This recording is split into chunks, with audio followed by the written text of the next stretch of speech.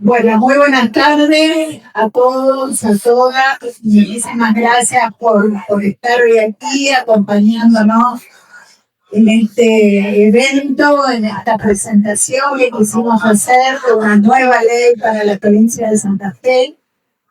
Mi nombre es Claudia Balaguer, soy diputada provincial, pertenezco al Frente Amplio por la Soberanía. Y hoy queríamos hacer esta actividad no solo para presentar este proyecto de ley que ya hemos ingresado a la legislatura y que esperamos que tenga un debate parlamentario amplio y participativo, sino también por estar acompañada hoy de personas tan importantes que representan los territorios de memoria, un poco en eso está basada nuestra ley. Así que yo voy a ser muy breve presentándoles la ley porque me interesa mucho escucharlos a ellos. Quería también agradecer muy especialmente a Roberto y a toda la Vigil por brindarnos este espacio.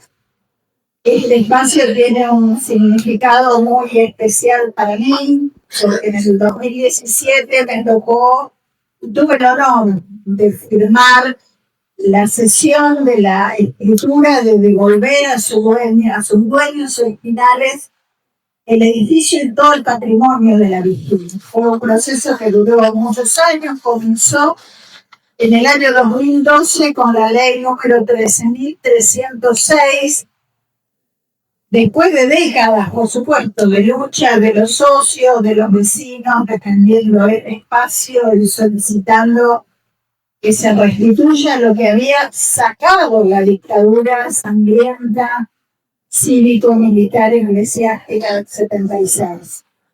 Entonces, bueno, haber participado de ese acto en su momento, para mí fue un momento trascendente e importante en estas mismas instalaciones de la Biblioteca Vigil. Bueno, decía que recuperar este tipo de espacios no es solamente un gesto simbólico, es un gesto real, es un gesto que nos remite a la historia reciente y esta tiene una forma de reconstruir la historia de las luchas sociales y culturales. Este encuentro se da además en un contexto muy particular, como todos sabemos, un contexto en el que se cumplen este año los 50 años de ese golpe militar, el 76, que sin duda inauguró el proceso más sangriento y más cruel de nuestra historia reciente. Pero también decimos que nos convoca el presente y no solo la historia, porque la memoria no es un ejercicio arqueológico sobre lo que pasó, no es una simple conmemoración, sino que la memoria, como todos sabemos, es un campo de disputa política, de lucha política y de lucha de ideas y de responsabilidades sobre los proyectos de sociedad fundamentalmente que hoy están en juego. Por eso hoy hablamos no de sitios específicamente, sino de territorios de memoria y por eso nuestra ley habla de eso. No son solo edificios, sino que sabemos que la memoria se construye con prácticas sociales, con experiencias colectivas, con investigaciones, con pedagogía crítica, y que son procesos que deben transmitirse de generación en generación. La Argentina, las políticas de memoria no nacieron originalmente como políticas de Estado, nacieron de la lucha persistente de organismos de derechos humanos, de los familiares de las víctimas, de sobrevivientes, de investigadores, de docentes y de militantes sociales. Y fueron definitivamente esas luchas las que obligaron al Estado a tomar determinadas medidas, como fue el caso de la restitución del edificio y de los bienes patrimoniales de la Vigil y de tantos otros. Sin duda, todos estos procesos se convirtieron en uno de los pilares más sólidos de nuestra democracia. Que sin embargo, sabemos que hoy se está resquebrajando en algunos aspectos, fundamentalmente por políticas negacionistas que están trabajando sobre nosotros, sobre los sitios de memoria y sobre las conciencias colectivas. Sabemos que vuelven a ser cuestionados, relativizados o directamente desmantelados los sitios de memoria. No solo a través de recortes institucionales o presupuestarios, sino también mediante los discursos que buscan banalizar el terrorismo de Estado o desacreditar las luchas por la memoria y los derechos humanos. En este escenario es precisamente donde nosotros pensamos una ley para que quede plasmada en la legislatura de la provincia de Santa Fe, y es lo que hoy le queremos presentar muy sintéticamente, los pilares de este proyecto para que lo podamos dar a conocer a toda la comunidad. Nosotros siempre decimos que con nuestros compañeros del frente, a veces lo que pasa en la legislatura queda entre las cuatro paredes de la legislatura y es como que nadie se entera y es como que así se banaliza también la acción política, ¿no?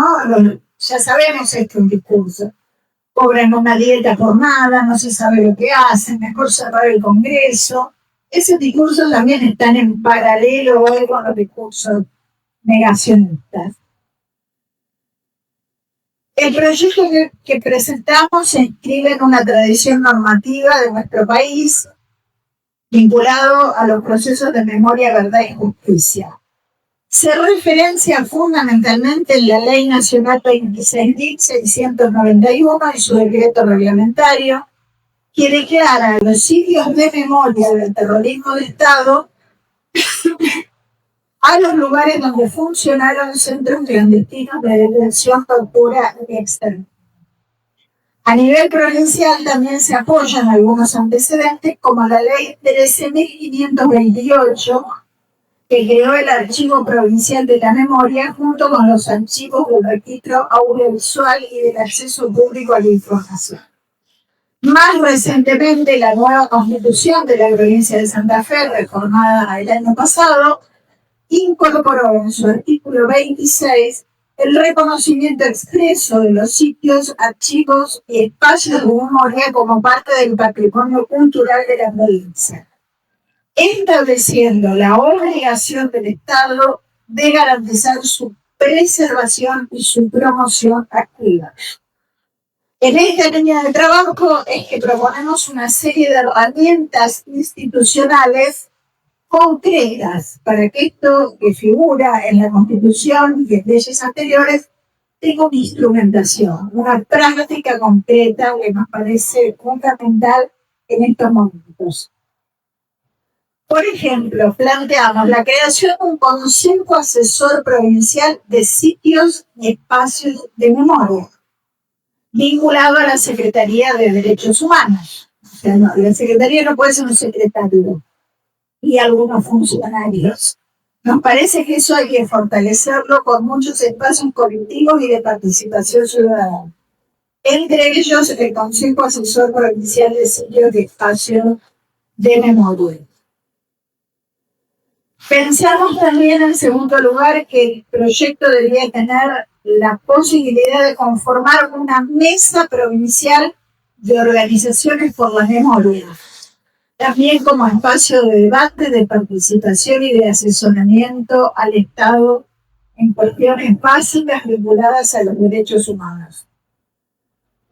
Proponemos también crear el Registro Provincial de Sitios y Espacios de Memoria, que permitirá sistematizar la información existente, reconocer formalmente los distintos espacios vinculados al terrorismo del Estado y garantizar el acceso público a esa información. Otro aspecto que nos parece clave y fundamental y que figura en el proyecto es crear un fondo provincial de sitios y espacios de memoria, porque si hablamos de preservación, por supuesto nunca puede quedar de lado lo presupuestario para ese sostenimiento. La intención es que exista una herramienta presupuestaria estable que permita acompañar el enorme trabajo que se realiza en estas instituciones. Finalmente, les decía que es mi panorama nada más lo que les voy a hacer. Por supuesto, tengo la ley en formato digital, en formato papel, para que se requiera conocerla completamente. Pero finalmente otra cosa que para mí es clave, la iniciativa incorpora una dimensión pedagógica muy importante, que es la creación de un espacio de formación y sensibilización frente a prácticas negacionistas. Pensado como una instancia educativa orientada a promover la comprensión histórica, la memoria democrática y el respeto por los derechos humanos.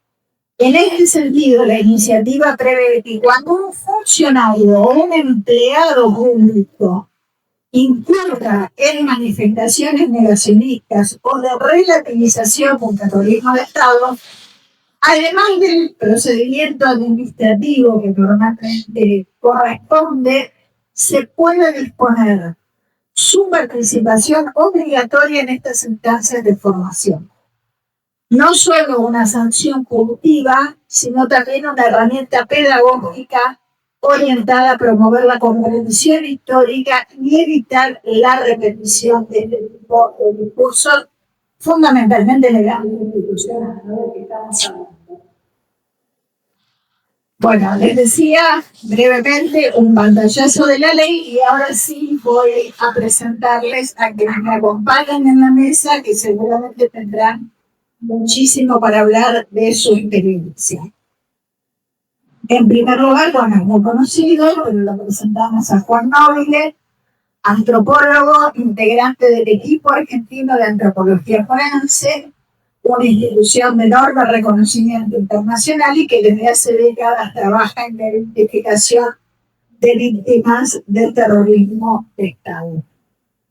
Bueno, ahora estamos viviendo en este preciso momento el proceso de la perla, así que está en todos los medios, afortunadamente los que queremos acceder a esos medios de comunicación, se está dando ese proceso de reconstrucción de identidad a esas víctimas que hasta ahora eran desaparecidos y ahora son personas concretamente asesinadas por el terrorismo de Estado.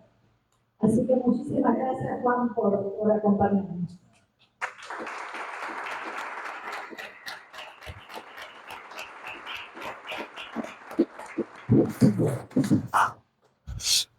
Bueno, muchísimas gracias, Claudia, a toda la mesa. Bueno, mi admiración a cada uno de ellos, Claudia, por supuesto, y muchas gracias.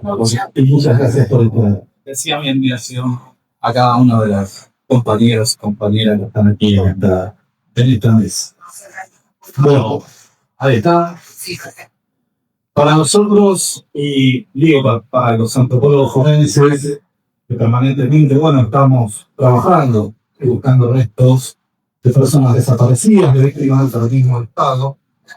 Obviamente que esta ley, sin duda que va a favorecer, va a acompañar y va a impulsar también, sobre todo lo que tiene que ver con el cuidado de estos sitios de memoria. En ese sentido, en todo lo que tiene que ver con el circuito de Rosario, o el Gran Rosario, todos los sitios de memoria que están de alguna manera interconectados, que funcionaron como centros clandestinos de detención, incluso los podemos estratificar temporalmente, ¿no? Nosotros tenemos sitios, centros clandestinos de detención, lugares de retención de detenidos, de lo que se llamaba el área de inteligencia de los 211, muchos de ellos vinculados y que figuran en lo que se llamó la causa TC, la causa de Rieri, completamente desarrollada en los juicios que se hicieron por delitos de lesa humanidad y los tribunales de Rosario, ¿no? Todos estos sitios están interconectados y no podríamos tomarlos de alguna manera como separados. Lo primero que tenemos que abordar en la búsqueda de restos de personas desaparecidas es tratar de desarticular, tratar de entender cómo funcionaban los centros clandestinos de detención y su vinculación con los lugares de desaparición de cuerpos que implementó el terrorismo de Estado. En el tiempo tenemos el servicio de informaciones como uno de los primeros que funcionó. Tenemos paralelamente al servicio de informaciones algunos otros centros subsidiarios, como la quinta de los comandantes, por ejemplo, que también funcionó en 1976, ambos Bien, y que de alguna manera en la reconstrucción de los testimonios también estaban interconectados.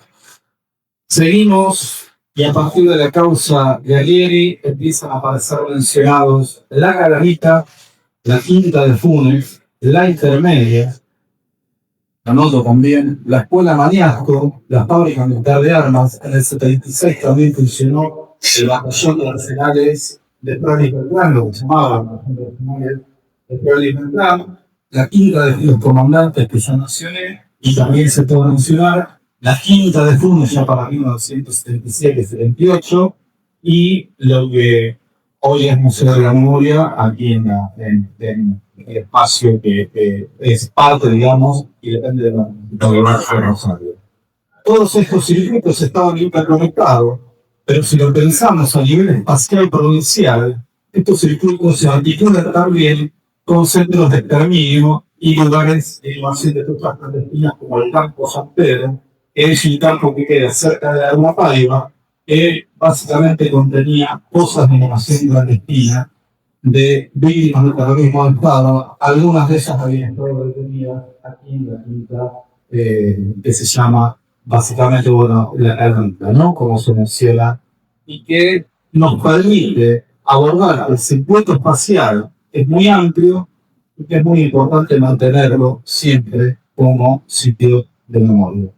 Si eso está de alguna manera ordenado, regulado y hecho de él, obviamente nos va a facilitar y corresponde todo lo que tiene que ver con los trabajos que se hacen de búsqueda y identificación de personas de resto, de personas desaparecidas, de víctimas del terrorismo en Estado.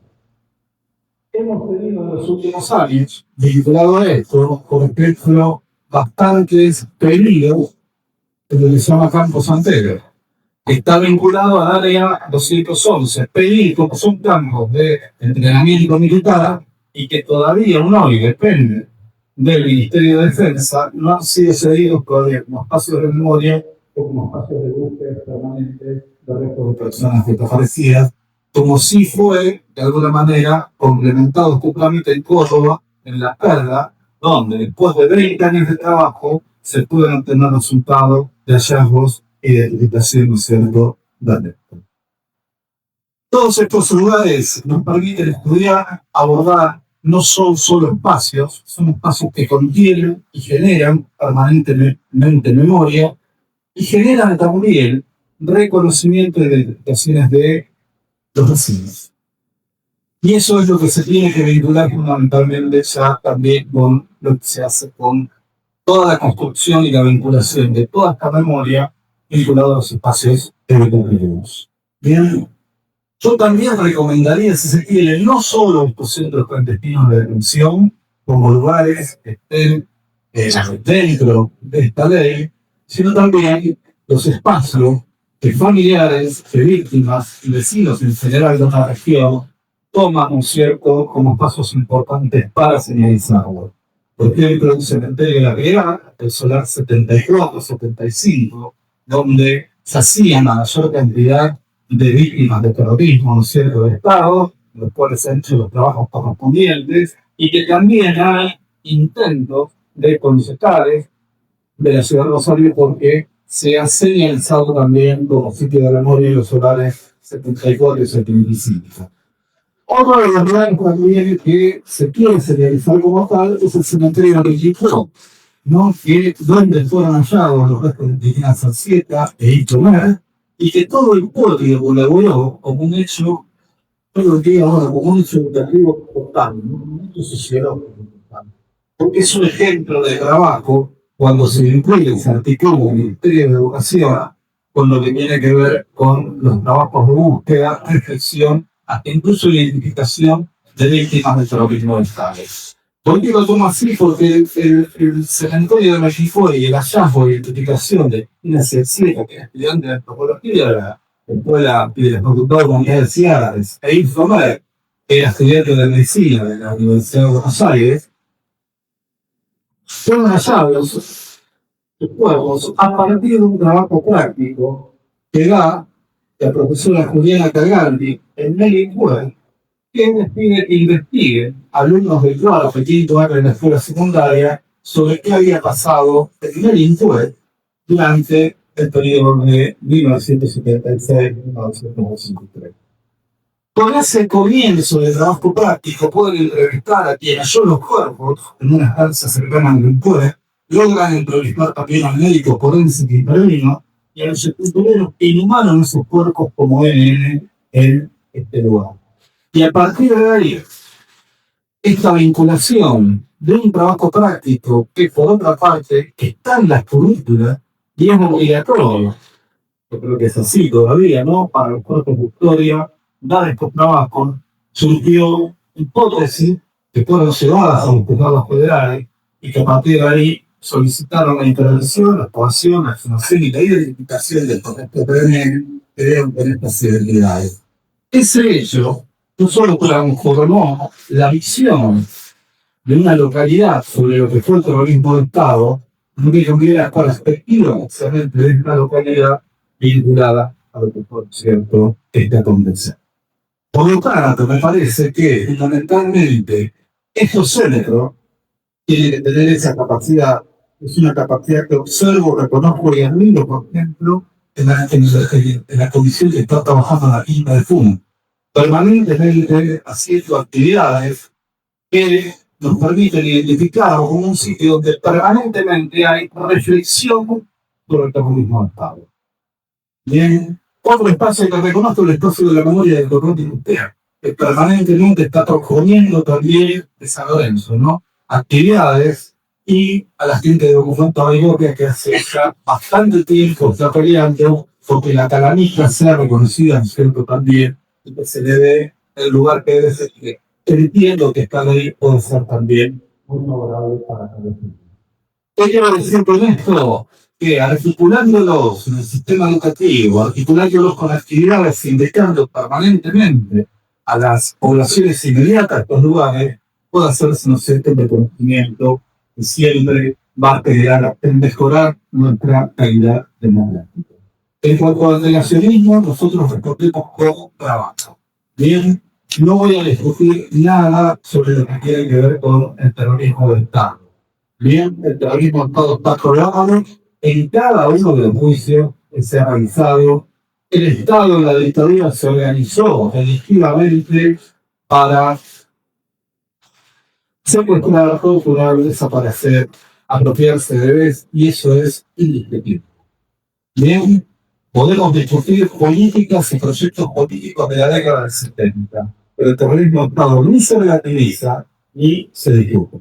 Está absolutamente probado y podemos, a cualquiera que tenga algo, llevarlo a cualquier centro clandestino de detención y también mostrar las fosas que se hacen en lugares oficiales, las fosas de inhumación clandestina, como son las que ahora están actualmente en la prensa, como es la Perla en Córdoba. Por lo tanto, no hay posibilidad de relativización. Como ejercicio educativo, me parece que vincular estos espacios. Pero, cada una de las evidencias que hay sobre el terrorismo de Estado debe ser básico la educación de nuestros niños, nuestros jóvenes, y como un proyecto de sociedad seria, evidentemente democrática, es el que deseamos absolutamente todo. Eliminar cualquier sistemática o restricción que pueda generar algún tipo de violencia y que fundamentalmente reconozca la democracia. Las evidencias del terrorismo de Estado, las identificaciones y las restituciones ya tienen que alcanzar para que no se permita relativizar absolutamente nada de lo que fue la dictadura más sangrienta de nuestra historia reciente, la más sangrienta de todo Latinoamérica. Nada más, muchísimas gracias.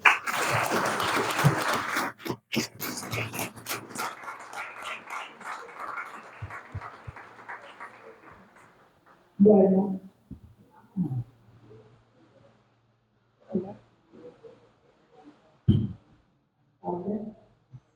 bueno, muchísimas gracias, Juan, como siempre, bueno, un lujo escucharte y el conocimiento profundo de cada uno de sus sitios.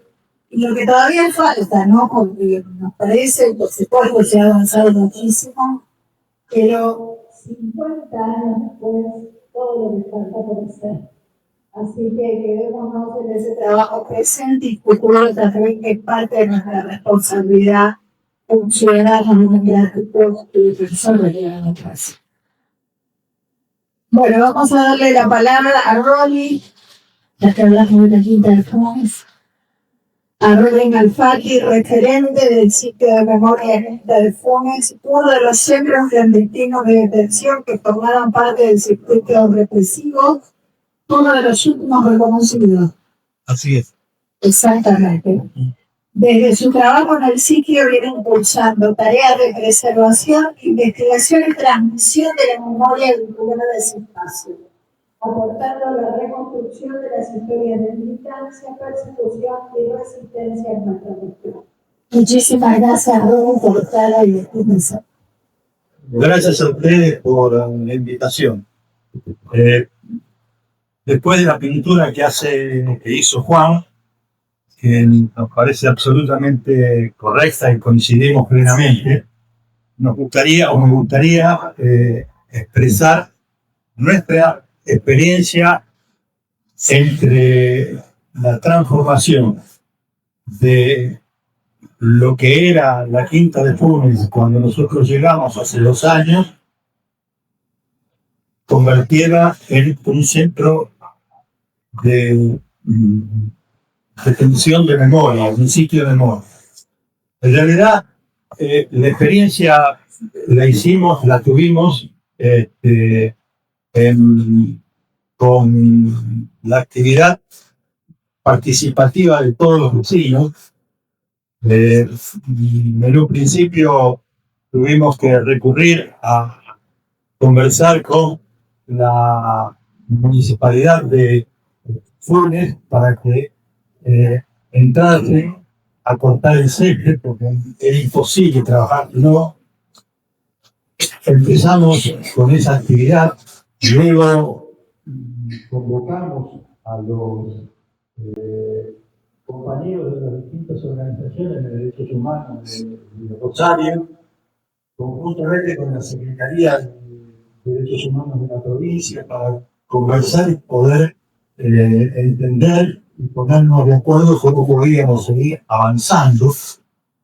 A partir de ahí tuvimos una experiencia muy importante que fue pasar por la biblioteca Vigil, donde tanto Lourdes como Nati nos enseñaron que había que convocar a los vecinos y no teníamos que perder esa experiencia. La experiencia de que la gente nos iba a traer y nos iba a enseñar qué es lo que teníamos que hacer. Fue así que empezamos todos los sábados a abrir la quinta, a enseñar qué es lo que había pasado ahí. Primero llegamos pocos vecinos, después conseguimos que alguna escuela y otra estatal de la ciudad de Funes viniese a visitarnos y a contarles qué cosas habíamos hecho. Seguimos avanzando, estoy hablando del año 2024, seguimos avanzando con mucha paciencia. Y en el 2025 logramos parte del objetivo que nosotros estábamos buscando, que era acercar a esos vecinos a que se pongan a trabajar. Crearon esos vecinos el grupo ambientalista, que se dedica a analizar la flora y la fauna de las 2 hectáreas que tiene la quinta, a analizar lo que en la reserva San Jorge que queda atrás, el humedal que queda atrás de la represa que contiene Bohemia, que no sea afectada por los desperdicios del paro industrial que está en Rosario, y que además se proyecta hacia el Paraná. Trabajan conjuntamente con otras organizaciones de derechos ambientales en la defensa de esos derechos. A partir de estas situaciones, nosotros seguimos enfocando, creamos una comisión que trabaja sobre el cine, Hemos proyectado dar más de 10 películas. En casi todas obtuvieron los directores de las mismas y pudieron pretender lo que ahí se decía, lo que la película transmitía. Hemos presentado libros, hemos acercado a artistas de la zona, siempre decimos. Y estamos trabajando permanentemente, trabajamos todo el año 2025 con los compañeros de distintas escuelas secundarias de fútbol. Este año, por primera vez, ayer nos recorrieron los chicos de séptimo grado de una escuela de Roldán, de 2 séptimos grados. Realmente llama la atención. A mí me tocó hacer una recorrida con ellos y la verdad que resultó difícil, pero me ayudaron mucho los maestros. Independientemente de eso, en el marco de la necesidad de estar apoyado por alguna estructura, hemos hecho convenios con la Facultad de Humanidades y Artes para ver el tema de la historia, poder historiografía los hechos de la quinta, porque nosotros tenemos un pedacito muy cortito. La quinta fue alquilada en el mes de septiembre del 77 y vuelta en marzo del 78. Pero nosotros podemos contar lo que pasó durante 22 días, que son las referencias que nos dio Daimedri, uno el único sobreviviente al momento terminado de la retirada de la quinta. Por ende, esta firma de convenio con la Facultad de Humanidades y Artes nos permite historiografiar, nos va a permitir historiografiar mejor la quinta. Además, firmamos convenio con la Facultad de Psicología para poder adaptar nuestra charla a los chicos y poder conversar con diálogos que nos permitan llegar a ellos de manera más contundente. Pero la realidad es que entre la paciencia y el trabajo seguimos empujando hacia adelante y entendemos que esta ley va a tener un buen aporte. Entendemos que es interesante la necesidad que nos ubique en conversar entre los distintos centros de memoria para poder encontrar caminos comunes. El encuentro provincial por la memoria ya existe y esto le va a dar un marco legal que va a ser sumamente útil. Nosotros participamos en el encuentro provincial a través, algunos de nosotros, de la Comisión por la Memoria del Fútbol. Y entiendo yo que esto va a ser bien recibido por el encuentro provincial. En cuanto a la comisión, en cuanto al papel de los centros con destinos de detención, ha permitido de alguna manera el acercamiento de una vieja militancia que no encontraba un espacio en la ciudad de Tubú. Pero en esas primeras encontraron un lugar en donde los compañeros tenemos una amplitud total. Lo nuestro es la denuncia del genocidio y la denuncia del terrorismo de Estado. A partir de ahí, todo aquel que se quiera subir al carro se sube. La idea es, ya hemos presentado a través de un proyecto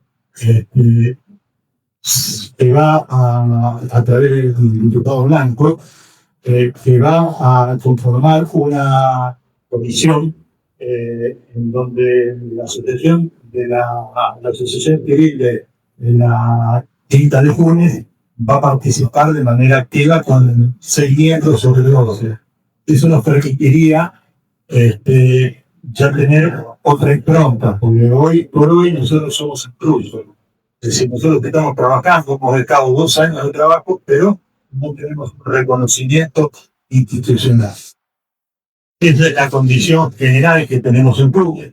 Los invitamos a todos a participar de las actividades que tenemos. Vengan a conocer, se va a llevar una buena impresión. Creo que algunos de los compañeros van a venir a visitarnos y vamos a poder charlar en el lugar que tiene un sabor distinto, se plantea de una manera diferente. Así que les agradezco y los esperamos en Funes para que, bueno, les podamos contar la historia que hemos. Gracias.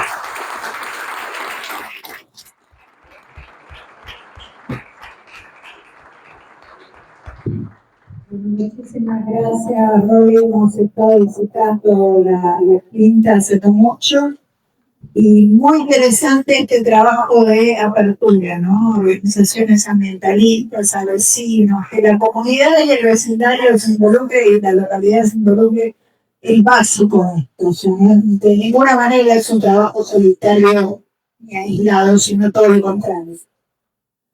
Bueno, y ahora presentamos a Roberto Frutos, personal de la casa. Nos acompaña el presidente de la Biblioteca Popular La Vigil, una institución emblemática de la cultura popular rosarina que fue brutalmente intervenida y desmantelada por la dictadura. La recuperación de La Vigil constituye hoy una experiencia muy significativa de reconstrucción de memoria colectiva y de restitución de un proyecto cultural profundamente democrático. No solo en nuestra ciudad de Rosario, sino en toda la Argentina, este reconocimiento al trabajo que vino haciendo y sigue haciendo la Vigil. Así que, Roberto, muchas gracias por estar.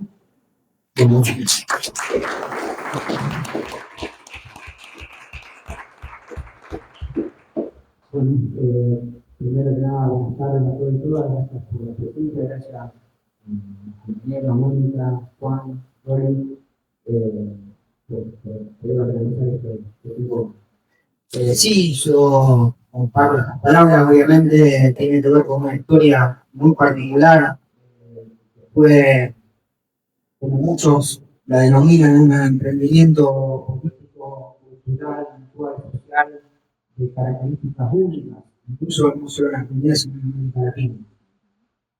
Por ahí nos quedamos muchas veces con las cifras, son una representación, pero no van a la esencia, digamos, hablar de una asociación que empezó a trabajar desde una vecinal, la Camprelle, que ya no está, la vecinal de Tablada, que llegó a tener desde ahí 20.000 asociados, 600 empleados, 3.000 alumnos con todo su sistema educativo que iba desde la guardería hasta la Universidad Popular. Son cifras contundentes, si las vemos desde hoy, parecen imposibles de replicar, pero en realidad lo importante de Vigil pasaba más allá de esa cifra, por otro lado, pasaba por la esencia de una construcción popular, muy desde abajo, autónoma, y que supo crecer, como decía, muy desde abajo, a partir de la necesidad de un marco, ni más ni menos. Muchas veces aparecen por ahí lo que uno podría suponer incongruencias en el desarrollo de esta institución. Por ejemplo, nos preguntamos por qué primero creó una escuela secundaria y después una escuela primaria, donde la lógica implicaría que debería ser al revés. Simplemente porque no había en el barrio una escuela secundaria. La escuela primaria había, pero no había en esos años una escuela secundaria en una zona muy amplia de Tablada de Manuel. Entonces, Vigil dijo, hay que hacer una escuela primaria. Como antes había dicho, para iniciar, no hay jardín, no hay biblioteca, digamos, una biblioteca de un jardín. Y eran los vecinos, ni más ni menos organizados, que construyeron una obra que desde ahí, desde el jardín, desde la biblioteca, terminó en una caja de ayuda mutua que permitió a muchos residentes del barrio a construirse su casa, o desarrolló un sistema educativo popular, con la Universidad Popular, infinidad de cursos tanto de oficio como de artes. La escuela de artes y de música de Vigil era realmente de excelencia, con muchos docentes, por ejemplo, también se desarrollando con muchos docentes expulsados después del anuncio de los campeones largos, y venían acá y podían desarrollar todo lo que la universidad pública no podía, con los mejores instrumentos, con todo el apoyo político de una institución que quería para el barrio lo que está. Van a contar en este sentido la anécdota que, bueno, muy bien decía, hacía referencia con un naranjo sobre esto, ¿no? Él venía de otra experiencia de la universidad y se integran por una convocatoria que hace dirigir en el año 61-62, ya había construido el primer edificio y lo convocan para realizar las fachadas naturales que hoy tiene la biblioteca. Bueno, por distintos motivos se retrasó, ese trabajo queda 1 mes o 2 meses y finalmente él vio, decía, bueno, yo vi otra el peronismo, obviamente decía el otro peronismo, y el otro lo cultural, lo que iba más allá de la diferencia política, sino más barrio organizado que una institución proponía lo mejor que podía hacer. Entonces, esa circunstancia de que iba a estar no más de 1 mes o 2 meses, pues iba a estar hasta la elección, durante 17 años, 16 años, y siempre contaba, acaba la anécdota, cuando Augusto Villa, el presidente de Viquil, lo invita a quedarse y a cumplir una escuela de arte en el barrio, él dijo, bueno, pero acá la necesidad se nota. Y los compañeros directivos en ese momento dicen, no, también esas necesidades son básicas. Y de ahí Gil siempre tuvo como perspectiva, como se hizo el teatro, el observatorio económico, un barrio popular, porque en la medida de sus posibilidades económicas lo que requieran, en los otros años fue así, y que pretendía que el barrio así lo demandaba, lo mejor en cuanto a costumbre, educación, formación. Bueno, estuve viendo uno de las elementos que claramente lo hacían incompatible con un proyecto como el de la dictadura. Si bien desde 1959, que era el inicio institucional formal de Vigil, hasta 1976, con el golpe de la última había cumplido con muchos años con otros gobiernos dictatoriales, y obviamente el de la dictadura cívico-militar de 1976 era un punto de quiebre, no sabían los de Vigil. Por eso esperaban lo que pasó previo de situaciones de algo económico, financiero que provocó la dictadura, previamente la crisis económica por Rodrigazo, pero sabían que era un proyecto que no iba a perdurar con este último gobierno dictatorial. Así que el 25 de febrero de 1977 la intervenía. Y ahí se inicia un largo proceso de saqueo de conjuntos para la movilización que continuó como lo planteaba al inicio de la etapa de la operación hasta el año 2001, cuando Linares revió el proceso expiratorio para abrir un nuevo proceso de reorganización institucional que también tuvo otro largo plazo hasta que en 2012 se puede volver a elegir una comisión directiva y en el 2013 se restituyen los bienes, parte de los bienes en realidad, los bienes que habían quedado por de la provincia, porque aquí tenía muchísimos bienes en otras provincias, aquí en la ciudad, y que aún están en causa que tienen que ver con la investigación de los institutos de trabajo. Entonces, bueno, los objetivos de Viquil también por ejemplo un proceso. Y cuando les preguntan, no necesito no tenía la dimensión de lo que iba a pasar, ni siquiera de que iban a sufrir ellos mismos, por supuesto, pura intervención ilegal, servicio de información, simplemente, y no simplemente, sino fundamentalmente porque las intervenciones, de la cual ahora quería hablar, sabíamos perfectamente que a 2 meses del hecho de intervención, en febrero del 77, la comisión directiva, que había sido obligada a renunciar, iba a sacar en la medida de sus posibilidades, un comunicado denunciando lo que pasa. Incluso esa documentación que no llegó nunca a la luz, la vimos en el marco de los procesos judiciales en la causa PC3 y PC4, información que estaba, documentación que estaba en el servicio de información. La Dirección General de Información, la DGI, en la cual sabían perfectamente. Entonces, el secuestro de activos fue para impedir algún grado de oposición a ese proceso de liquidación, de patrimonialización, de destrucción sistemática que nosotros definimos como genocidio público. Así que bueno, nosotros siempre vinculamos el proceso de crímenes de lesa humanidad con los delitos económicos. Lamentablemente la justicia consideró que eran procesos separados por el juez Bailate, el mismo juez Bailate que hoy está en el instituto separado de su cargo, separó las causas y eso ocasionó un montón de problemas. Entre ellos que, si bien los delitos de lesa humanidad contra directivos, ex socios, trabajadores de vigil fueron juzgados en el marco de la causa PC3 y 4, además de los 8 directivos que fueron encontrados en el servicio de informaciones, liberados a fines del 77, con el recuento provisorio de la investigación que hemos podido llevar a cabo, tenemos 22 socios, trabajadores de vigil desaparecidos o asesinados en esta vez. Pero bueno, mencionaba esta separación ocasionó bastante problemas en el juego a la hora de pensar los delitos económicos. Que como bien dice la indagatoria hace 2 años ya, para convocar a que declaren los principales también los responsables del delito económico, estos delitos fueron cometidos por convocantes tributarios de los delitos de lesa humanidad. Porque bueno, permitieron esas detenciones y el terrorismo interno desarrollado contra los trabajadores y los socios que no eran ninguna oposición en ese momento. Y de alguna manera fueron la condición para que el proceso liquidatorio avanzara y continuara incluso durante muchos años.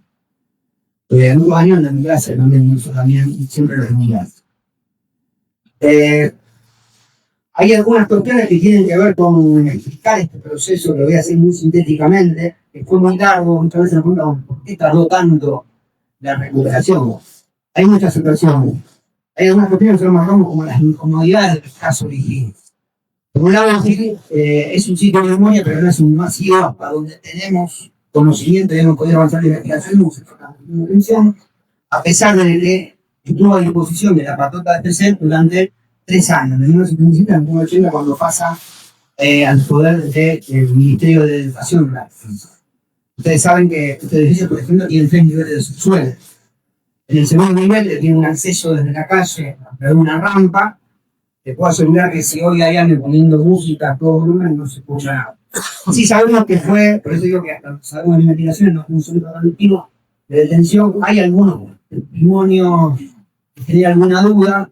Sí sabemos que fue un centro de operaciones de la patota del set, tanto para desguazar y llevarse todos los bienes posibles que se robaron de Vigil, como de otros lugares, en el testimonio de vehículos, incluso camiones de ejército, para camioneros de ejército se llevaban material para destruirse, libros, sobre todo, con testimonios de ese sentido. Pero bueno, las particularidades de Vigil que le hicieron extenderse tanto tiempo, pensemos en una liquidación por cuestiones, si fueran sido por cuestiones económicas, es inaudito que demore un proceso más de 30 años. ¿No? Estas cuestiones tienen que ver básicamente con la participación de civiles. La mayor parte de los responsables de los delitos económicos cometidos en el marco de los delitos de lesa humanidad son civiles. Abogados, contadores, escribanos, cazadores, lo cual se pone un punto complejo. Entonces, bueno, específicamente los delitos económicos son los más complejos de investigar, de juzgar y de sancionar. Ahora casi prácticamente no hay ejemplos que hayan logrado avanzar. Y después el otro elemento complejo es que nos costó mucho discusiones con fiscales y jueces, es que para nosotros hay una continuidad de estos delitos entre democracia y dictadura. Por lo tanto, para nosotros hay que investigar hasta por lo menos las últimas grandes, hasta 2008 como decía antes, pero las últimas grandes fraudes cometidos por la intervención, será el más grande, pues todavía en el 95, ¿no? La venta directa de los terrenos de Línea Victoria en Galvez, Villa Gobernador Galvez, que estaban destinados a una especie de recreativo, un frente de 400 metros que había recuperado la costa balnearia, que fue durante años la línea balnearia de la costa de Galvez, yo productivo a fines de los 60, y un predio de unas 13 hectáreas destinado a un barrio popular que había empezado a construir y a mediados de los 70. Eso fue vendido en el año 95, en plena democracia, con la anuencia de INAM y NAES en ese momento, igual, por eso la referencia, con Fiscalía de Estado, con la anuencia de la justicia provincial, del Departamento de Localidades. Nadie intervino en ese momento, ni los años desde el 83 en estos datos. Por eso, ahí hay también un tema que para nosotros los delitos continuaron y se tienen que bueno, no quería extenderme demasiado porque, bueno, por ahí sí marcar algunas cuestiones que tienen que ver claramente con delimitar por qué define un sitio de memoria, no fue un centro de donde nuestras investigaciones, nuestro conocimiento tenemos hasta ahora. Sí, es un declarado sitio de memoria, pero bueno, obviamente la ley de la 1691, la ley nacional, no solo de memoria, sino que es un espacio donde se desarrollan situaciones emblemáticas de accionar del terrorismo. Bueno, pasa si no, fue una muy emblemática por el nivel de destrucción y sistemático que tuvo el accionar del terrorismo Estado en daba cuenta recién de la detención y su propio delictivo, los 28 compañeros, trabajadores, socios detenidos, asesinados o desaparecidos actualmente, y el proceso de destrucción de todo el patrimonio cultural construido por una comunidad, no por una comisión directiva, no por una comunidad, sino por un barrio que desarrolló un museo de ciencias naturales, un sistema educativo que, como decía, abarcó desde Jardín de Infantes a la Universidad Popular, un observatorio astronómico, único en la ciudad incluso, únicamente en esos años, único para un paso cultural de las características de tener una biblioteca popular. Y ese es el motivo por el cual nosotros dijimos que esto fue un genocidio cultural. Se privó a una población que había desarrollado un montón de mecanismos de organizaciones, instituciones de políticas para mejorar sus condiciones de vida, se lo castigó destruyendo todo lo que había realizado durante todo el pasado. Entonces, desde ahí, como sitio de memoria, bueno, obviamente, adhiero a lo que planteaba Rory, es muy importante tener una ley provincial, porque por ahí después nos metemos más a debatir algunos puntos, pero la ley nacional tiene algunos fallos, sobre todo en su reglamentación. Nosotros siempre decimos que Viquí como sitio de memoria estaba como en un limbo, porque al no depender ni de una instancia nacional, ni provincial, ni municipal, muchas veces esas políticas que durante muchos años lograron implementar a nivel nacional no llegaban tanto, teníamos que ir a buscarla, no sin dificultad. Entonces nos parece muy importante, y me parece muy importante a veces que articular, decía Rory, bueno, que marcaba uno un poco las reuniones que tuvimos y que ellos les dieron para pensar cómo trabajar en un sitio de memoria con las particularidades obviamente distintas de que pero nosotros pasó lo mismo cuando empezamos. Recuerdo a los compañeros de La Plata que vinieron sistemáticamente, los compañeros del archivo de la memoria de Santa Fe, de Córdoba también, y aprendíamos un montón de un espacio que hoy prácticamente no existe realmente, que es la Dirección Nacional de Sitios de Memoria, un encuentro donde podías compartir experiencias con las compañías y compañeros de otros sitios y pensar nuevas nuevas estrategias para llegar a otros sectores que a lo mejor no venían o que a lo mejor había que interpelar. Así que bueno, creo que en ese marco la posibilidad, bueno, las experiencias que ahí conocimos, forman aquí una ley provincial, y Buenos Aires, a través de lo que es la Comisión Provincial de la Memoria, también son para mí ejemplos de, por lo menos han podido sostener en este marco de desastre de los últimos 2 años, donde ya no solo hay negacionismo, sino eliminación del terrorismo Estado por parte del gobierno nacional y destrucción de todas las políticas y organismos del Estado que bancaban esas políticas, experiencias políticas. Creo que es más que nunca necesario avanzar en esta ley. Por eso saludamos la propuesta y creo que hay varias cosas para proponer y charlar, pero bueno, por lo menos para la calle de esta intervención.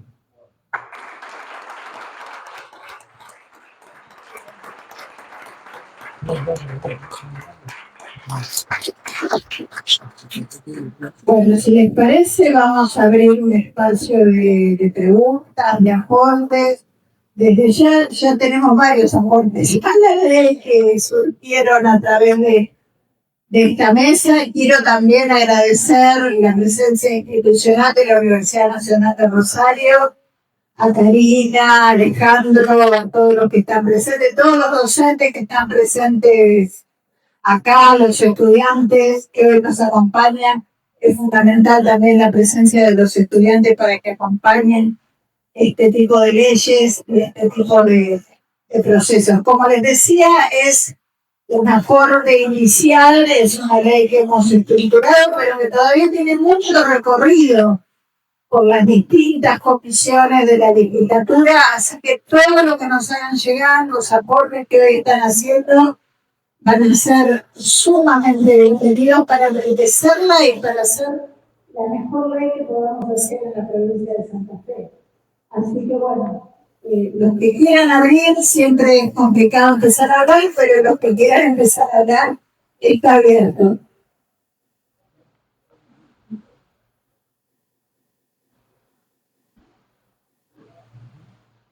Allá.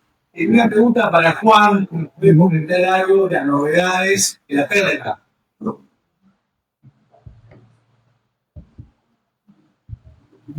Sí, bueno, sale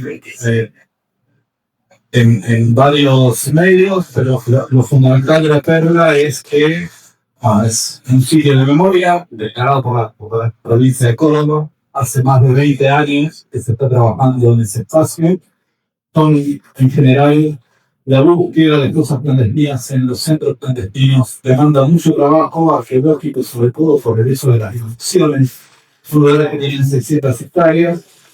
Más que la Perla tiene la Perla, al igual que otros sitios, como ya lo habíamos visto en el batallón de Arsenal en Miguel la Escuela de Tucumán, en el año 1979, creemos, hubo intentos de remoción de las fosas de inhumación clandestina que había en estos centros clandestinos.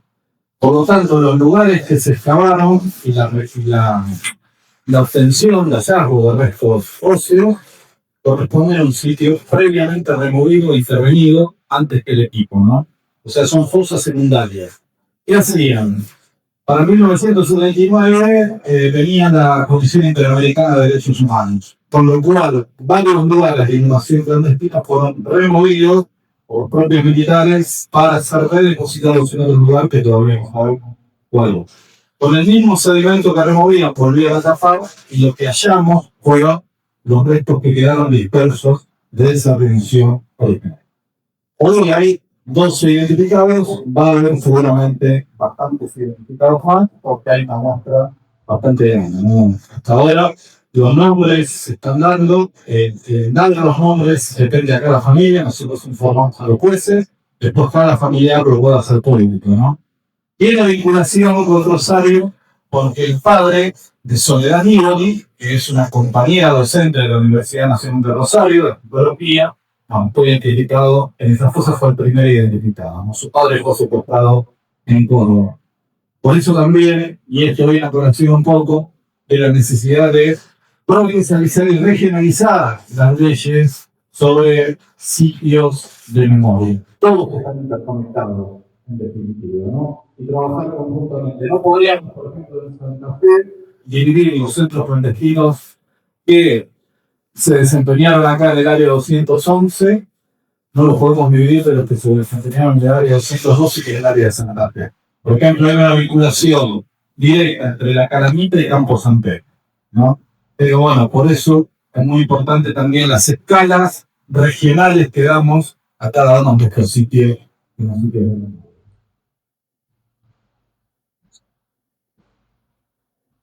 Buenas tardes, mi nombre es Teresa Cordes, soy docente. El pase se llama Centro de Colaboración Pedagógica. Y estamos llevando un proyecto adelante que casualmente tiene mucho que ver con esto que plantea Juana para el Estado. El tema es el siguiente. Nosotros presentamos en el Consejo la propuesta de que salió como ampliación de la ordenanza de la Rosa por la Memoria, precisamente esto de trabajar en los barrios, aquellos desaparecidos de ellos barrios. Es decir, precisamente trabajar en la escuela, esto de no eran héroes, eran personas comunes, era el vecino que iba a la vecinal, se pasó por preocupar por construir algo para el campo. Esa ordenanza no se cumplió, salió, fue votado por unanimidad. Nosotros queríamos que los carteles electrónicos, cuatro fechas importantes que tenemos, por rato de tratada, que tenemos el 24, el día del desaparecido, del detenido desaparecido, de la democracia, apareciera el rostro. Otra de las cosas que tenemos que hacer es corporizar en imagen el rostro, la fecha de nacimiento y desaparición en el barrio de África. Esto a su vez va con un dispositivo que tenemos nosotros, que es en formato de historieta. Estamos contando la historia, dispositivo que nos dio la Ciudad de la Memoria de Venado, desapareció de Venado Puerto, con la idea de llevar a la escuela y se trabaje los derechos humanos, ¿no? O sea, la ganancia de los vive en el cotidiano, en el barrio. Entonces, para nosotros la ley sería, bueno, para la idea, lo presentamos acá, lo presentamos a varias escuelas, que hemos trabajado el año pasado con la enfermera moral, hacemos una promoción abierta, precisamente por lo amable que es el recurso pedagógico para trabajar en el estudio y para los docentes. Entonces, desde nuestro lugar nos interesaría acompañar, ver, participar, pensar, porque es una preocupación. Este centro hasta hace poco estaba en el Román 3, ahora está en el Instituto Isabel La Boga. Es muy importante recorrerlo, estar cerca de los institutos de formación, precisamente por esta cuestión de la necesidad de ver qué herramientas damos para enfrentar todas las cuestiones que estamos viviendo. Así que bienvenido sea para esto, que muchos de nosotros por ahí trabajamos individualmente. Bueno, y esto te ayude a pensar en todo. Muchísimas gracias por el aporte. Muchísimas gracias. ¿Alguien más? Allá, compañero. Un aporte, un aporte que me parece que, bueno, primero, felicitaciones por la iniciativa, la verdad que es sumamente necesario. Y, digamos, me parece que en estos tiempos la normativa que existe tenía una gran deuda, digamos, ¿no? Y me parece que este proyecto de ley, esta futura ley, me parece que puede empezar a saldar una deuda histórica que en la provincia de Santa Fe tenemos y que tiene que ver con algo que decía cada uno de los compañeros de la mesa y Claudia, digamos, y que tiene que ver con cómo entramar, enredar y articular los distintos sitios, las distintas experiencias, las distintas miradas del Estado como política de Estado. Porque la única ley que existe hoy para hablar para el fondo es la 13528, pero habla de sitios muy particulares, habla de comisiones permanentes. La verdad que ya no refleja, digamos, lo que en cada uno de esos lugares viene pasando y acota mucho la posibilidad de encontrarse, de discutir políticas de memoria, y me parece que eso es lo que está faltando. Y además con una mirada, provincial. digamos, una actividad regional, una unidad provincial, que dé cuenta de lo diverso de los sitios de memoria, de las experiencias, porque además todos sabemos que cada experiencia, cada sitio tiene su particularidad local, regional, ciudadana, etcétera. Y bueno, me parece que como decía también Roberto, bueno, hace falta que esos sitios, esas experiencias se encuentren y se potencien. Y hoy no hay siquiera una dirección provincial de sitio de memoria. El archivo provincial de la memoria creo que quedaban 2 personas que están por jubilarse y chau, no hay más personas. Además de que el poco personal que había está en Santa Fe Capital. En Rosario es muy poquita la gente que existe, hace lo que pueden, bueno. Entonces me parece que si esto avanza, si esto recorre, si esto se pude y se amplía, parece que da la posibilidad de potenciar toda esta experiencia que se viene desarrollando. Y bueno, en un mar nacional de tanta cosa reaccional y negacionista, me se puede empezar a dar un poquito de esperanza, digamos. Eso. Me parece que Sí, además, como decía Juan, están interconectados los sitios, ¿no? Entonces, es casi que nos lleva obligatoriamente a hacer una experiencia más colectiva entre todos los sitios. Sí, allá atrás. Roberto primero, perdón. Perdón, Roberto. No, dale, Roberto. Porque es un lugar de declarar.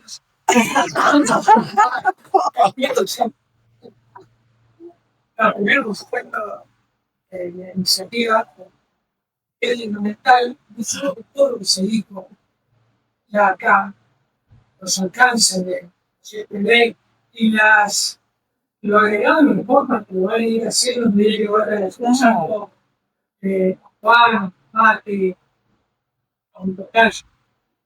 Lo importante es que la ciudadanía, que no fue convocada como correspondía para participar en una convención de la reforma constitucional, empecemos a demostrar que lo que fue incorporado como precepto constitucional, si no hay una ley que le dé vida, esa constitución queda muerta. Exacto. Por lo tanto, lo primero que reivindico y reclamo es que esta ley creo que va a ser la primera que le va a dar vida a uno de los preceptos constitucionales incorporados en la reciente reforma. Por lo tanto, hay que acompañar todos los lados que cumplamos con esta necesidad. Primero eso. En segundo lugar, por supuesto, por tanto Juan como Roberto, yo formamos parte de la comisión directiva del Museo de la Memoria. Convocamos a todos que desde el 20 de marzo en adelante, el museo convoca a toda la ciudad y a la región, porque va a haber muestras permanentes que tienen que ver con lo que aquí se habló. Justamente va a haber una sala específicamente sobre los centros clandestinos de detención, para que los alumnos, para que la ciudadanía en general entre en esa sala y tome la dimensión real de, como decía querido Juan, de la interconexión de todos los centros clandestinos. Después va a haber varias salas de archivos, etcétera, etcétera, etcétera. Y después del 24, el bosque de la memoria a la mañana, plantar árboles Shingo Biloba, el árbol de la vida, donde tenemos que estar todos los organismos de la ciudadanía, las autoridades y la marcha consciente del paso de eso. Así que quedan todos convocados. Y hago una simple reflexión para agradecerle también a Claudia toda la historia que contó Roberto. El pasar muchos años, como dijo Roberto, de que la provincia hiciera todo lo que tenía que hacer, a pesar de los peligros, incluso seguir la intervención de Linares. Estuve en varias reuniones con Marcela Macelari, nuestra querida abogada especialista en interacciones mutuales, para revisar la situación. Y bueno, volvió, como aquí se dijo, a los vecinos que crearon esta mutual, más conocida como biblioteca social. Pero queda algo pendiente que ya no hay manera de volver atrás. El golpe del 30, la dictadura del 30, se hace de lo que hoy se conoce, pero a nadie recuerda, la sala de la red. La sala de Bardén era Federación Agraria Argentina. Sí. Y todos los chacareros, los gringos, anarquistas, socialistas, radicales, todos los gringos del grito de la costa de la Federación Agraria no tuvieron en el 32 la fuerza como para no dejarse llevar para siempre lo que se conoce como el museo, como la sala de la red. Ese era de los gringos del grito de Alcoa. Ya hoy la Federación Agraria, lamentablemente, no tiene poder institucional ni representativo para poder exigir al gobierno provincial la restitución de la querida sala de la red. Por eso queremos, apreciamos tanto la creación de Haití, que se ha dado mucho en el Consejo Municipal con un concejal del 83 que había sido la comisión directiva de Haití. Así que me parece que hoy es un día de memoria, de hacer justicia, de aprender. Cada vez que ustedes uno aprende y de todo el presupuesto ha ido muchísimas veces. Así que apoyamos la iniciativa, Claudia, de tu sector. Debe ser de todos, debe ser absolutamente de todos, que nadie lo tome como algo mezquino, sectario, partidario, debe ser de todos y debemos apoyar todo lo que es iniciativa. Así que felicitaciones por la convocatoria y gracias a ustedes. Gracias.